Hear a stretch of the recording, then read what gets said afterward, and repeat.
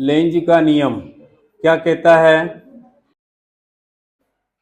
इस नियम के अनुसार प्रेरित धारा की दिशा इस प्रकार होगी कि वह उस कारण का विरोध करेगी जिसके कारण स्वयं उत्पन्न हुई है। समझ रहे क्या? लेंज ने क्या बताया कि जो भी करंट इंड्यूस्ड होगा उस इंड्यूस्ड करंट का डायरेक्शन कैसा होगा कि वो उस कॉजेस का अपोज करेगी जिस कॉजेस से वो स्वयं प्रोड्यूस हुई है। यहां पर इसकी पुष्टि के लिए, इसको प्रूव करने के लिए, सिद्ध कीजिए ऐसा लिखा ना आपने, इसकी पुष्टि के लिए एक मैग्नेट है, दो डायग्राम है, ये डायग्राम एक ही है, फिनोमिना दो है। ये चुंबकीय बल रेखाएं मैग्नेट से जो निकलेगी इस टाइप से, इसको आप टूवर्ड्स क्वाइल लेकर आ रहे हो और अवे फ्रॉम क्वाइल। देखिए यहां लेंज क्या कहता है कि प्रेरित धारा की दिशा इस प्रकार होगी कि वह उस कारण का विरोध करेगी जिस कारण स्वयं उत्पन्न हुई है। तो कौन से कारण से उत्पन्न हुई है वो चीज अपन यहां पर देखते हैं।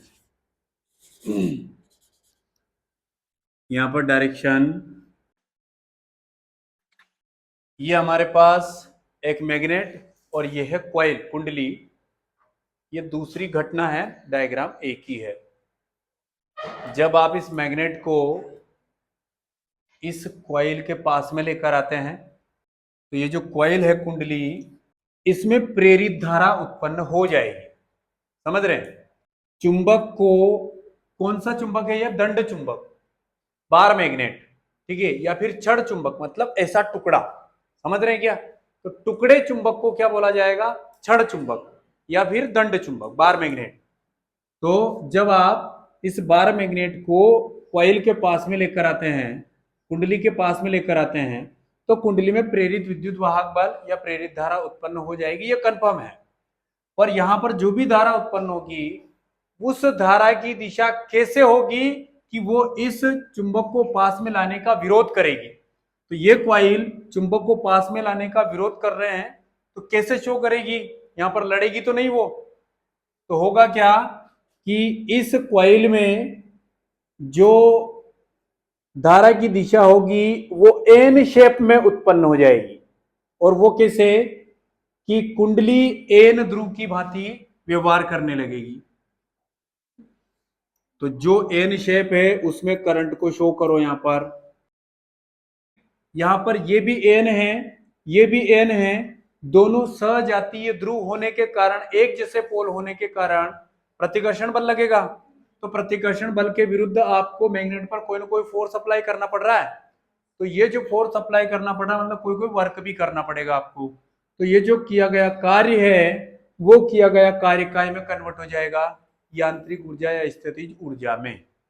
ठीक है, स्थितिज ऊर्जा के रूप में संचित हो जाएगा। अब दूसरी साइकिल देखें आप, एक साइकिल में आप मैग्नेट को किधर लेकर आए हो? कॉइल के पास में। दूसरी साइकिल में मैग्नेट को, सिरा वगैरह नहीं बदल रहे हैं, वही सिरा है, आप मैग्नेट को दूर लेकर जा रहे हैं। तो दूर ले जाने पर अब ये कॉइल जो है, कुंडली जो है, वो एन ध्रुव की भांति नहीं, कैसे? एस ध्रुव की भांति व्यवहार करने लगेगी। तो यहां पर ये तो एन ही है, तो एन और एस दोनों के बीच में कौन सा बल लगेगा? आकर्षण बल। तो आकर्षण बल के विरुद्ध वापस से मैग्नेट को दूर ले जाने में कोई ना कोई कार्य करना पड़ेगा अपने को। तो भैया कार्य से शुरू, कार्य पर खत्म। इसलिए क्या हो रहा है? यह नियम ऊर्जा संरक्षण नियम के अनुरूप है। ओवरऑल कुछ चीजों के जवाब दीजिए और नियम हो जाएगा। मैग्नेट है, कॉइल है, ये क्या है? बल रेखाएं। आप इस मैग्नेट के कौन से वाले पोल को पास में ला रहे हो? और दूर कौन से को ले जा रहे हो? एन ही है। समझ रहे क्या? जब आप इस चुंबक के एन वाले पोल को कुंडली के पास में लाते हैं तो कुंडली कैसा बिहेव करने लगती है? एन पोल जैसा। तो ये भी एन है, ये भी एन है, मतलब दोनों के बीच में कैसा बल लगेगा? तो दोनों के बीच में प्रतिकर्षण बल लगेगा। तो यहां पर ये कुंडली इस चुंबक को पास में नहीं आने देगी, दूर भगाएगी। ठीक है, और आप ऐसा चाहते नहीं है, पास में लेकर जाना पड़ेगा आपको। तो कुछ कार्य करना पड़ेगा। तो जो इस मैग्नेट पर कार्य किया गया है वो कार्य इस कुंडली में यांत्रिक ऊर्जा या स्थितिज ऊर्जा के रूप में स्टोर हो जाएगा। समझ रहे हैं? अब दूसरे साइकिल में, दूसरे चक्र में, अब आप मैग्नेट को, इसको पलटा नहीं है, ध्रुव वही है।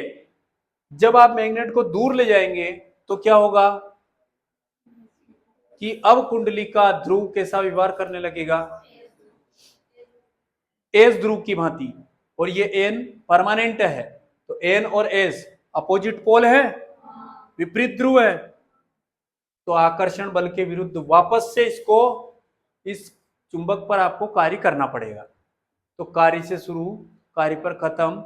इसलिए यह नियम कैसा है? According to conservation of law of energy. ठीक है ना?